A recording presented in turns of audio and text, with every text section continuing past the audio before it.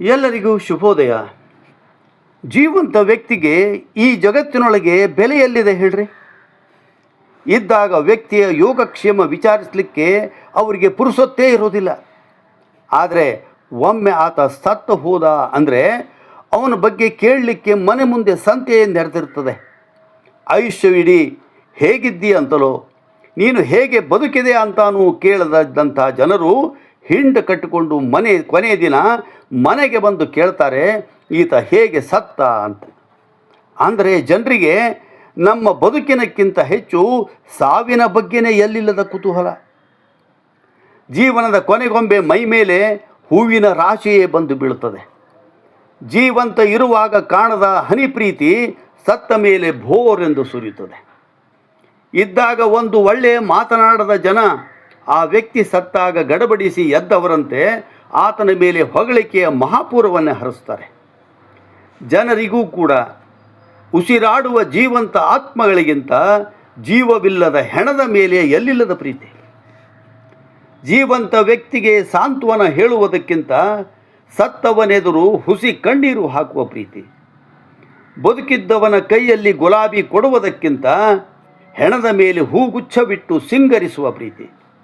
ಅಂತೂ ಕೊನೆಗೊಮ್ಮೆ ಪ್ರೀತಿಯ ಸಂಭ್ರಮಕ್ಕಿಂತ ಶೋಕದ ಶೃಂಗಾರ ಹೆಚ್ಚು ಮರೆಯುತ್ತದೆ. ಆದರೆ ಜನರ ಪ್ರೀತಿ ನೋಡಲಿಕ್ಕೆ, ಅವರ ಹೊಗಳಿಕೆಯ ಮಾತನ್ನು ಕೇಳಲಿಕ್ಕೆ ಆ ವ್ಯಕ್ತಿಯೇ ಇರೋದಿಲ್ಲ. ವ್ಯಕ್ತಿಯೊಬ್ಬ ಬದುಕಿದ್ದಾಗ ನಾಲ್ಕು ಒಳ್ಳೆಯ ಮಾತನಾಡಿ ಆತನಿಗೆ ಪ್ರೀತಿ ತೋರಿಸಿ, ಇದ್ಯಾವುದೂ ಇಲ್ಲದೆ ಆತ ಸತ್ತಾಗ ಸುಮ್ಮನೆ ಮೊಸಳೆ ಕಣ್ಣೀರು ಸುರಿಸುತ್ತಾ ಘನತೆ ಅಂತಸ್ತು ತೋರಿಸಿಕೊಳ್ಳಲು ದೊಡ್ಡ ದೊಡ್ಡ ಹೂವಿನ ಹಾರ ಹಾಕುವುದು ಬೇಡ. ಆದರೆ ಜೀವಂತ ವ್ಯಕ್ತಿಗೆ ಪ್ರೀತಿಯಿಂದ ಕೊಡುವ ಒಂದೇ ಒಂದು ಹೂವು ಸತ್ತವನ ಹೆಣದ ಮೇಲೆ ಇಡುವ ಸಾವಿರ ಸಾವಿರ ಹೂಗುಚ್ಚಕ್ಕಿಂತ ಮೇಲು. ಅಷ್ಟೇ ಅಲ್ಲೇ, ಬದುಕಿದ್ದಾಗ ಒಂದೂ ಒಳ್ಳೆಯ ಮಾತನಾಡದ ಜನರು ಶ್ರದ್ಧಾಂಜಲಿ ಕಾರ್ಯಕ್ರಮದಾಗ ಆತನನ್ನು ವಾಚಾಮಗೋಚರವಾಗಿ ಹೊಗಳುತ್ತಾರೆ. ಜನರ ನಡೆಗಳು ಸಮಾಜದ ಕಪಟತನವನ್ನು ಎತ್ತಿ ತೋರಿಸ್ತವೆ. ಜನರ ಆಷಾಢಭೂತಿತನ ನೋಡಿ ನನಗೇನು ಅನ್ನಿಸ್ತದೆ ಅಂದರೆ, ಮನುಷ್ಯ ಬದುಕಿದ್ದಾಗಿನಕ್ಕಿಂತ ಸತ್ತಾಗ ಒಳ್ಳೆಯವ ಅನಿಸ್ಕೊಳ್ತಾನೆ. ಇದರ ಅರ್ಥ ಜನರಿಂದ ಒಳ್ಳೆಯವನು ಅನಿಸ್ಕೊಳ್ಳೋದಕ್ಕೆ ಆತ ಸಾಯಲೇಬೇಕೆ?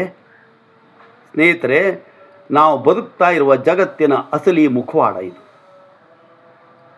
ಸತ್ತವನಿಗಾಗಿ ಅಳಲೆಂದೇ ಸಾವಿರಾರು ಜನರು, ಆತ ಬದುಕಿದ್ದಾಗ ಕೇಳಲು ಇಲ್ಲವಯ್ಯಾರು.